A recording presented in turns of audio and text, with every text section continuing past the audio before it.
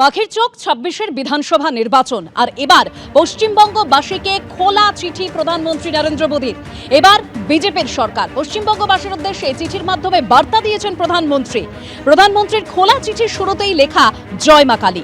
আর মাত্র কয়েক মাস তারপরে নির্ধারিত পশ্চিমবঙ্গের ভাগ্য, কোন পথে আগামীর ভবিষ্যৎ আপনাদের সিদ্ধান্তের উপর নির্ভরশীল। স্বপ্নের সোনার বাংলার আবাল বৃদ্ধ বনিতা আজ চরম বঞ্চনার শিকার। তাদের যন্ত্রণায় আমার হৃদয়ও আজ ভারাক্রান্ত। অন্তরের অন্তঃস্থল থেকে আমি একটি সংকল্প গ্রহণ করেছি, পশ্চিমবঙ্গকে বিকশিত ও সমৃদ্ধ করে তোলার সংকল্প। রাজ্যের চরম অসহযোগিতা সত্ত্বেও জনধন যোজনায় উপকৃত ৫ কোটি মানুষ। স্বচ্ছ ভারত অভিযানের মাধ্যমে রাজ্যে ৮৫ লক্ষ শৌচালয় তৈরি হয়েছে। পশ্চিমবঙ্গের রুগ্ন ও জীর্ণ দশা দেখে আমার হৃদয় ব্যথিত। ৬ দশকের অপশাসন তোষণের রাজনীতিতে পশ্চিমবঙ্গের অপূরণীয় ক্ষতি হয়েছে। চিঠির মাধ্যমে একেবারে এই বার্তা দিয়েছেন প্রধানমন্ত্রী।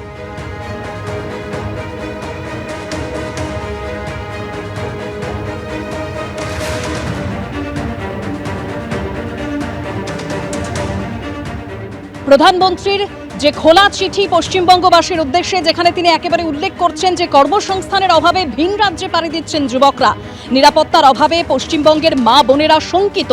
স্বামী বিবেকানন্দ, ঋষি অরবিন্দের মতো যুগপুরুষরা যে পশ্চিমবঙ্গের স্বপ্ন দেখেছিলেন, তা আজ ভোট ব্যাংকের সংকীর্ণ রাজনীতি, হিংসা, নৈরাজ্যে জর্জরিত। এটা আমার কাছে এবং সমগ্র পশ্চিমবঙ্গবাসীর কাছে অত্যন্ত পীড়াদায়ক। আজ এই পুণ্যভূমি অনুপ্রবেশ ও নারী নির্যাতনে কলঙ্কিত। কবিগুরু সোনার বাংলায় আজ ভুয়ো ভোটারের দাপট। নৈরাজ্যের অন্ধকারে ডুবতে থাকা পশ্চিমবঙ্গকে নিয়ে আজ সেরা দেশ চিন্তিত। আর কতদিন আমরা মুখ বুজে সহ্য করব?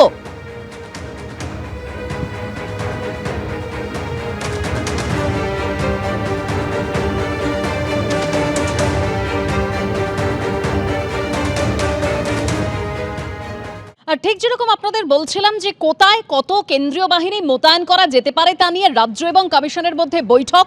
আর ভোটের নির্ঘণ্ট ঘোষণা হওয়ার আগেই মার্চ মাসে আসতে চলেছে কেন্দ্রীয় বাহিনী রাজ্যে। তার আগে বিভিন্ন জায়গায় পুলিশের যে টহলদারি শুরু হয়েছে সেই ছবি আপনাদের সামনে রাখবো। বীরভূমের লাভপুরে পুলিশের রুটমার্চ, হাতিয়া, দরবারপুর ও বীরবাঁধ গ্রামের রুটমার্চ করল পুলিশ। সাঁইথিয়া, তারাপীঠ ছবি দেখতে পাচ্ছেন, রামপুরহাট, বীরভূমের লাভপুর, বিভিন্ন জায়গায় পুলিশের তরফে রোড মার্চ করা হয়।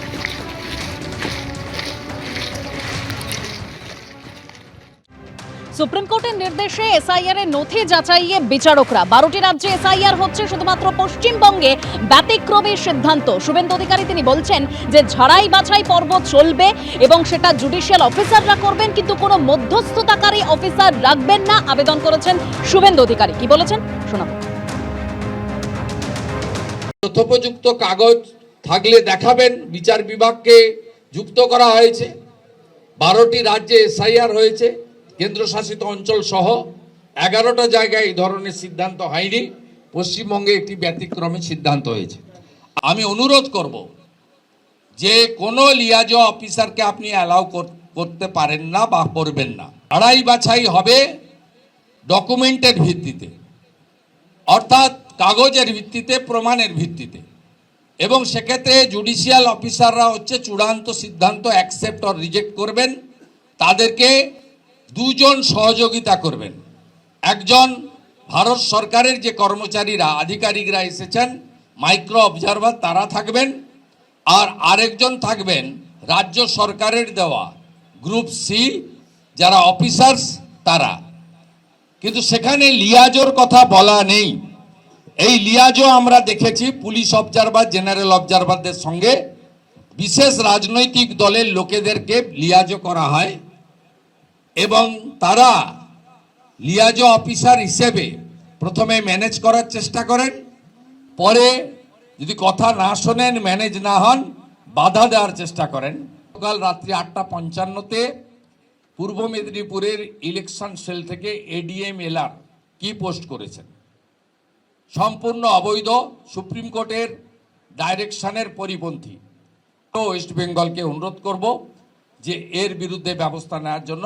আমি এরপরে সোশ্যাল মিডিয়াতেও দেব এবং বিজেপির পক্ষ থেকে আমরা রিটিন কমপ্লেনও সিইসিকে আমরা ইসিআইকে পাঠাবো। অন্যদিকে তামান্না খাতুনের মৃত্যুর পর কালীগঞ্জ আছে, কালীগঞ্জে একেবারে যে ঘটনা ঘটেছে সেটা আপনাদের সামনে রাখবো। ভোটের আগে নদিয়ার কালীগঞ্জে ফের বোমা উদ্ধার হয়েছে। মোলান্দি দক্ষিণ পাড়ায় উদ্ধার 5টি সকেট বোমা। কালীগঞ্জে উপনির্বাচনে ফল ঘোষণার দিনই মোলান্দিতেই বোমার বলি তামান্না খাতুন। তামান্নার মৃত্যুর পরে ফের বোমা উদ্ধার কালীগঞ্জে।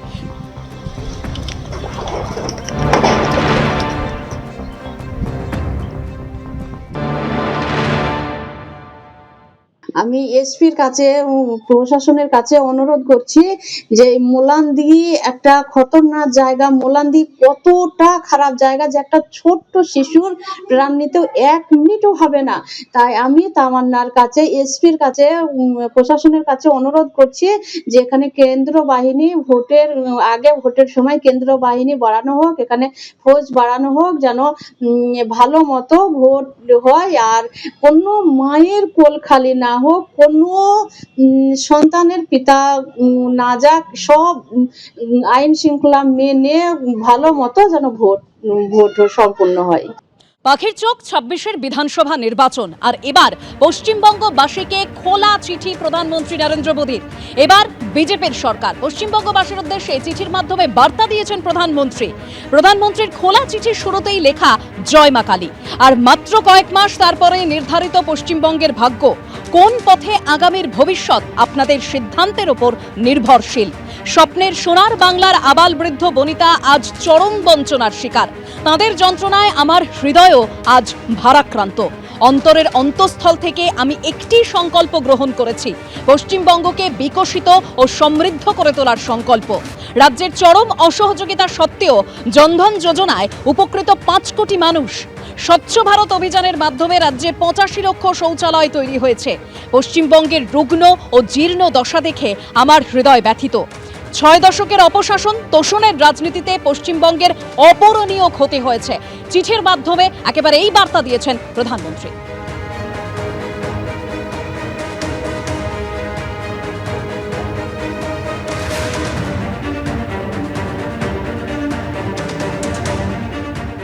প্রধানমন্ত্রীর যে খোলা চিঠি পশ্চিমবঙ্গবাসীর উদ্দেশ্যে, যেখানে তিনি একেবারে উল্লেখ করছেন যে কর্মসংস্থানের অভাবে ভিন রাজ্যে পাড়ি দিচ্ছেন যুবকরা, নিরাপত্তার অভাবে পশ্চিমবঙ্গের মা বোনেরা শঙ্কিত।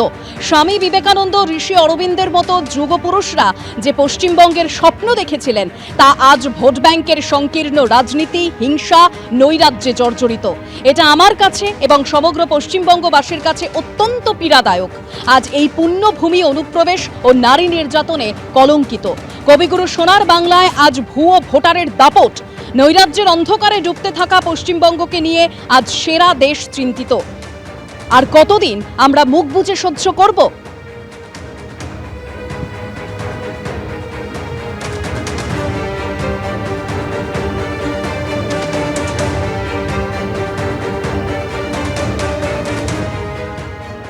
এবিপি আনন্দ, এগিয়ে থাকে, এগিয়ে রাখে।